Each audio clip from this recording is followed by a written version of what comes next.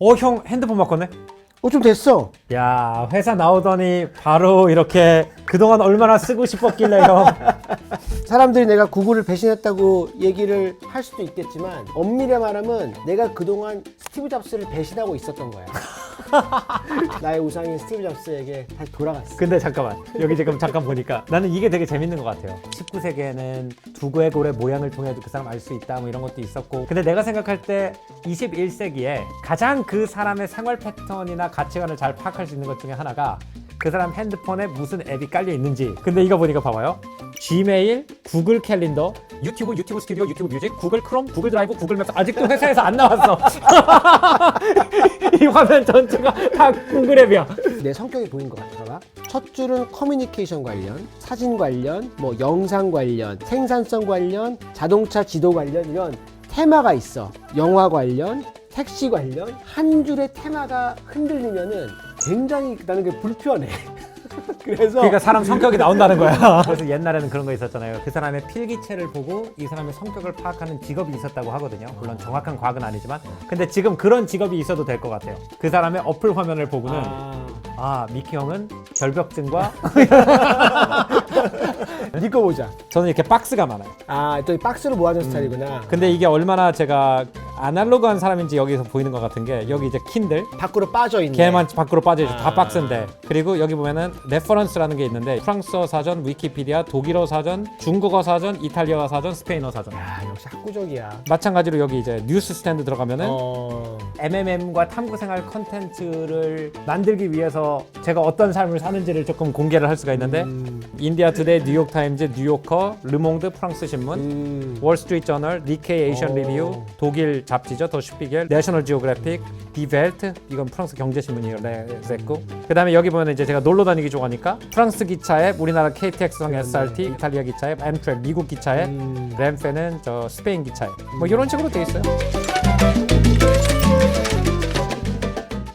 제가 얼마 전에 굉장히 재밌게 본 영화 서치라는 영화예요. 스토리 전체 전개가 화면으로만 이루어져 있잖아요. 근데 그 화면에 들어가가지고 이메일을 보고 소셜미디어 계정을 보면서 그 사람에 대해서 어떤 다른 영화보다도 탄탄하게 캐릭터를 이해하게 된다는 게 굉장히 인상적이었거든요. 맞아. 우리가 문화 비교하는 컨텐츠를 많이 하잖아요. 전 세계 사람들 핸드폰에 어떤 다른 앱이 깔려 있는지를 보면은 가장 확실하게 문화를 비교할 수 있는 방법이 아닐까 생각을 했어요. 맞아. 그래서 데이터를 가져왔어. 애플에서 매년 올해에 가장 인기 있는 무료 앱과 유료 앱을 나라별로 정리를 해줘. 무료 앱은 나라별로 크게 차이가 있지는 않아. 그렇겠죠. 뭐 페이스북, 인스타그램, 맞아. 뭐 유튜브, 틱톡, 크롬. 뭐 우리가 흔히 예상할 수 있는 앱들이 무료 앱에 있더라고. 근데 유료 앱을 보니까 나라마다 특징이 잘 보이더라고. 유료 앱은 돈을 내고 깔았기 때문에 자기가 진짜 필요해서 깔았을 가능성이 높단 말이에요. 그렇기 때문에 유료 앱의 랭킹을 보는 게 그 나라 사람들의 생활 패턴이나 니즈를 보는데 더 재밌을 수도 있을 것 같아요. 근데 이제 유료 앱 본격적으로 들어가기 전에 무료 앱들은 아까 얘기한 대로 나라별로 큰 차이점은 없잖아. 근데 하나 굉장히 눈에 띄는 앱이 있었어. 중국의 초저가 쇼핑 서비스인 테무야. 미국, 프랑스, 독일에서 2023년 무료 앱 1등이야. 와, 난 그거 왜 그런지 알 것 같아요. 이제 우리나라 같은 경우에는 옛날부터 뭐 동대문 시장도 있었고, 유행 지나기 전에 한두 번만 입어도 아깝지 않을 그런 옷을 파는 가격이 굉장히 많았잖아요. 맞아. 근데 유럽의 대도시에 가면은 뭐 싼 옷을 살 수 있는 곳이다라고 생각을 해보면 뭐 빈티지 샵 아니면 이제 스파 브랜드밖에 없거든요. 근데 앱을 통해서 아시아에서 옷을 주문해가지고 그 가격에 입을 수 있다 그러면 유럽이나 서구권에서 확실히 디맨드가 있을 것 같아요. 그리고 또 우리가 지난 MM에서 얘기한 것처럼 가성비 시대가 열렸음을 너무나 극명하게 보여주는 게 이 테무 앱의 인기인 것 같아. 미국에서 어떤 유료 앱이 있는지 보면은 1등은 VPN 앱이야. 미국에는 워낙 다양한 나라에서 온 이민자들이 살고 있잖아.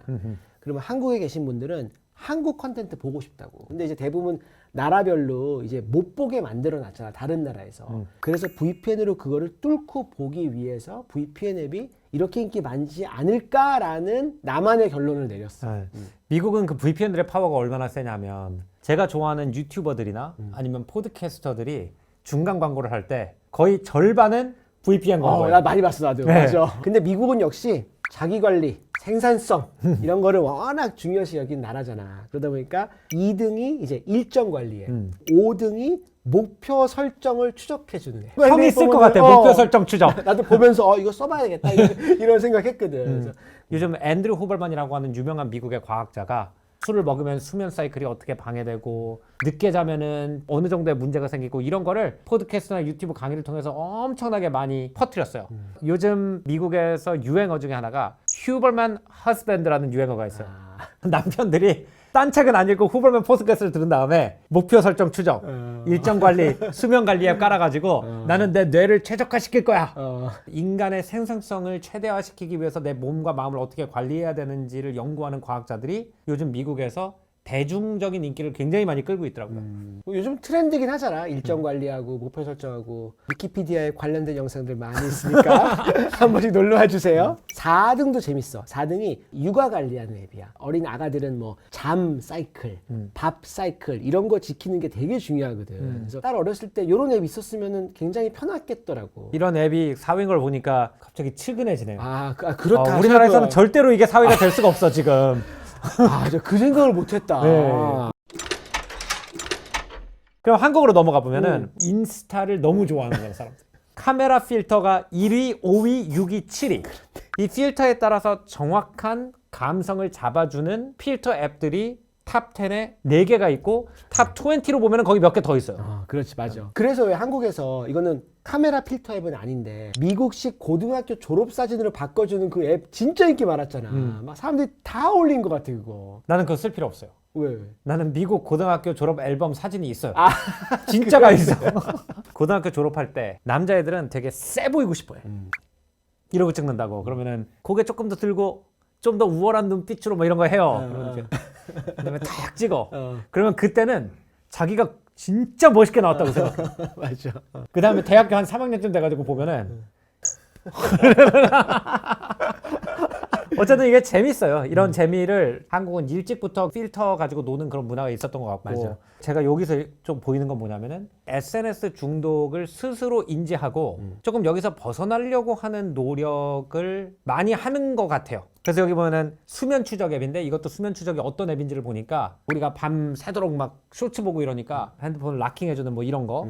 이 포레스트라는 앱은 어떤 앱이에요? 4위? 핸드폰을 안 쓰게 해준 앱이야. 그래서 이게 내가 설정을 해놓고 내가 이거를 30분 동안 안 써? 그럼 여기서 숲이 자라는 거야.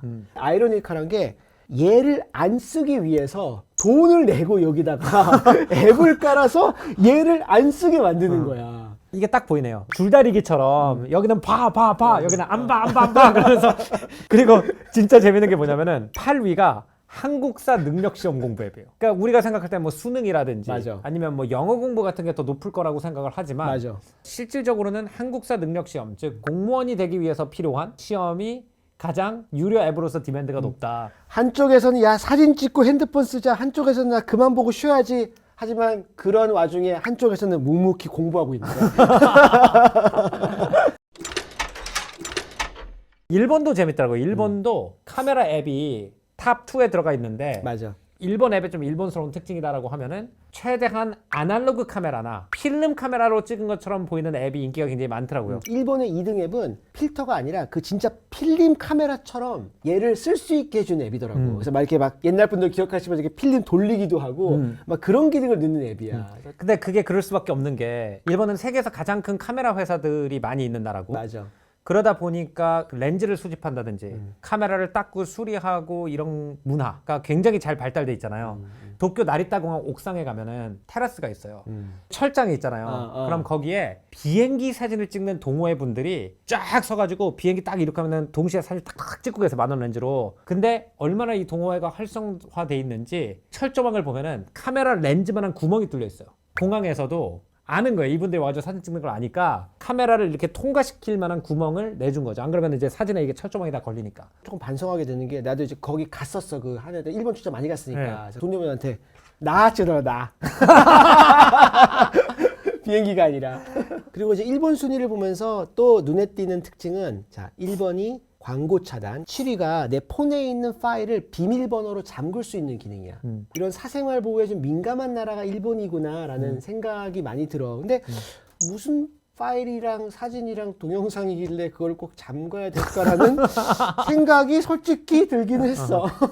그리고 일본 하면은 당연히 만화 관련된 앱이 있을 거라고 생각을 했는데 역시 파리가 슬램덩크 AR 앱이었고 그리고 이게 재밌었어요. 우리나라는 시험에 관련된 앱 중에 탑 10에 들어간 게 한국사 능력 시험 앱이었잖아요. 근데 오히려 일본이 영어 앱이었어요.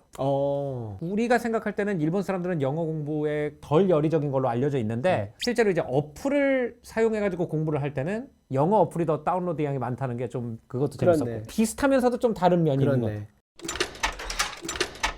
프랑스를 찾아보니까 역시 프랑스는 휴가가 길어.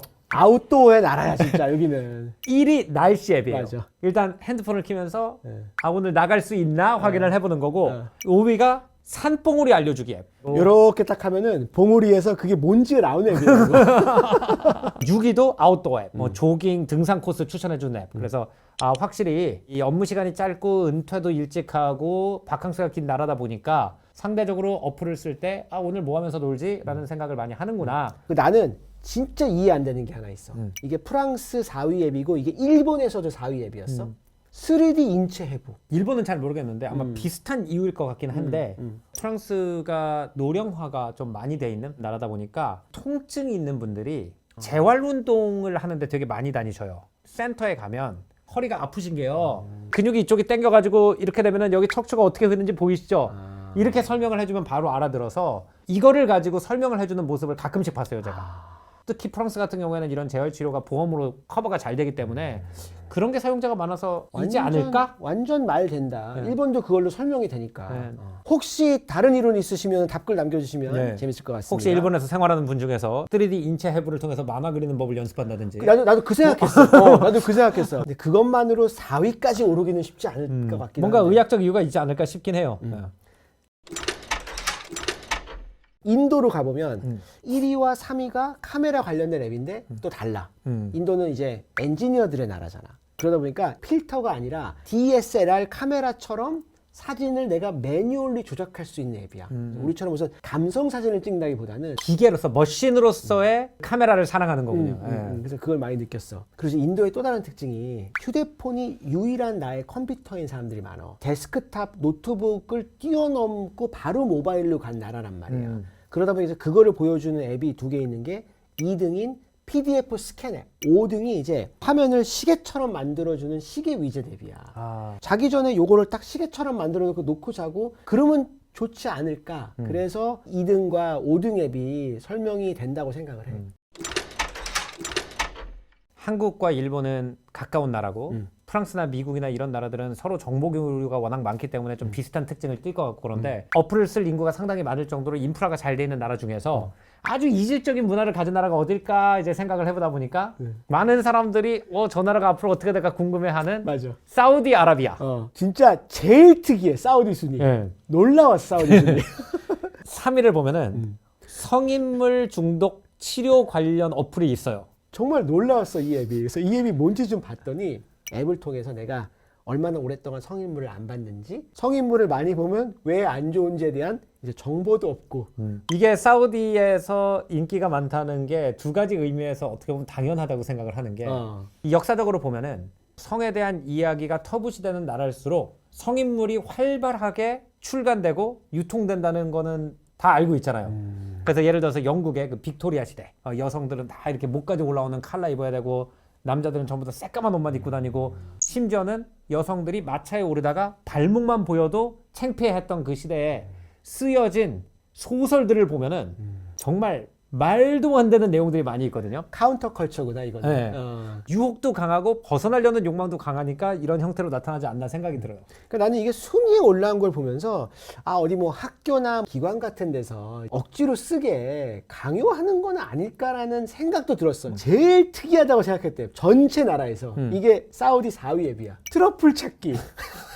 너무 생뚱맞은 거야. 혹시 사우디에 파견 근무나 뭐 생활 경험이 있으신 분들은 실제 사우디 분들이 사막에서 트러플을 찾으러 다니는 취미 활동이 있는지 누가 좀 설명을 해주셨으면 좋겠어요. 그래서 내가 이 앱이 뭔지를 또 봤더니 AR 앱이야. 그래서 이 카메라로 이렇게 사막 바닥을 이렇게 비추지? 그러면 야 저기 트러플 있는 것 같아. 여기 파보자. 봤더니 트러플 있어. 사막 트러플이 화이트 트러플이더라고. 블랙 오, 트러플보다 또 더 비싼 좋다고 거구나. 하는. 그래서 이거 경험 있으신 분 한번 알려주시면 너무 재밌을 것 같아요. 이거. 사우디에 뭐가 있을까라고 찾아보기 전에 미리 얘기를 나눴을 때 제가 분명히 거기 맞아. 기도 시간 어플이 있을 것이다. 어. 이쪽 종교를 믿는 분들은 하루에 5번 메카 방향으로 기도를 해야 되잖아요. 근데 이게 재밌는 게 5번 기도 시간만 알려주는 게 아니라 키블라 기능이 있다라고 돼 있거든요. 별의 모양을 보고 메카가 저 방향이다라고 알려주면 키블라라는 걸 세워놓고 그 키블라 방향으로 기도를 할 수 있게 건물을 설계를 했대요. 근데 아마 이거는 핸드폰에 내장된 나침반 등을 이용해가지고 그치. 지금은 저 방향으로 기도하면 됩니다라고 알려주는 그런 기능이 아닐까. 그러니까 기도 앱이 1위가 아닌 것도 난 좀 놀라. 나는 당연히 1위일 줄 알았거든. 예, 그러니까 기도를 고민하는 분들보다 성인물 중독 치료를 해야 되는 분들이 더 많은. 그래서 이게 인간의 본성을 보여주는 거예요. 기도를 고민하는 것보다 트러플 찾는 사람이 더 많아. 미국이 육아관리 어플이 4위였잖아요. 근데 독일도 육아관리 어플이 3위랑 5위. 그 다음에 멕시코도 육아관리 어플이 5위. 근데 우리나라는 탑 20 안에 없어. 그러니까 이게 우리가 뭐 뉴스에서만 계속 위기다 듣는데 이걸로도 그게 보이는 게 진짜 충격적이고. 멕시코 같은 나라야 뭐 워낙 많이 나실 테니까. 확실히 일본하고 우리나라를 보면 가까운 나라라는 게 보이고 베트남하고 우리나라는 조금 더 멀잖아요. 그게 보여. 베트남 1위 보면은 VPN이잖아. 근데 베트남은 정부에서 인터넷 통제를 많이 한대. 그러다 보니까 이제 다른 여러 나라 서비스를 쓰고 싶어서 VPN이 1등하는 거는 말 되는 것 같아. 그 다음에 보면은 4위가 단편 소설을 읽는 앱인데 이게 좀 재밌는 현상인 게 베트남이나 중국 같은 오랫동안 공산권에 있었던 나라들 같은 경우에는 오락을 위한 출판 시장이 그렇게 많이 발달을 안 하는 경우가 많단 말이에요. 검열이 강했기 때문에. 그리고 사상서 위주로 출판이 됐기 때문에. 근데 핸드폰이 들어오면서 재밌는 글을 읽는, 재밌는 소설 같은 것들이 여기로 바로 오는 경우가 많았대요.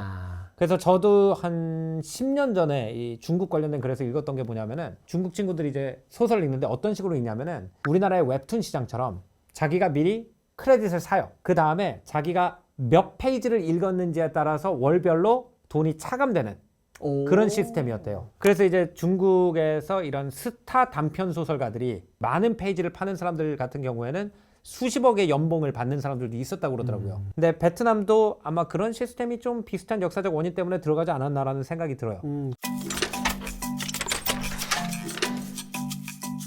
물론 이제 우리가 뭐 그 나라 사람들이 어떤 특정한 시기에 어떤 유로 앱을 많이 받았냐를 가지고 그 나라의 문화를 정확하게 유추할 수 있는 건 아니지만 우리나라에서는 절대 저런 앱이 탑10에 못 들어갈 것 같은데 라고 하는 걸 보면서 한국과 그 나라의 문화 차이를 재밌게 얘기해 볼 수는 있을 것 같아요.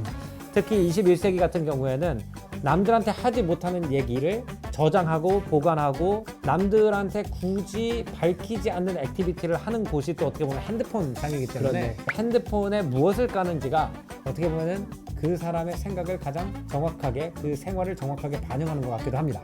그래서 오늘 MMM에서는 각 나라 사람들은 어떤 유로 앱을 깔까라는 토픽으로 대화 나눠봤습니다. 오늘 저희가 했던 많은 얘기가 저희 정말 개인적인 추측과 상상이었는데 저희 설명 들으면서 그게 아니라 우리나라에서 이 앱이 인기 있는 이유는 다른 이유예요 있으면 답글에 많이 남겨주시면 좋을 것 같고 또 저희가 커버하지 않았는데 저는 지금 외국에 살고 있는데 여기서 이런 앱이 인기인데 정말 재밌어요 라는 내용도 남겨주시면 도움 많이 될 것 같습니다. 자, 그럼 저희는 다음 시간에 더 재밌는 주제를 더 다양한 시각으로 찾아오도록 하겠습니다. 감사합니다. 안녕히 계십시오.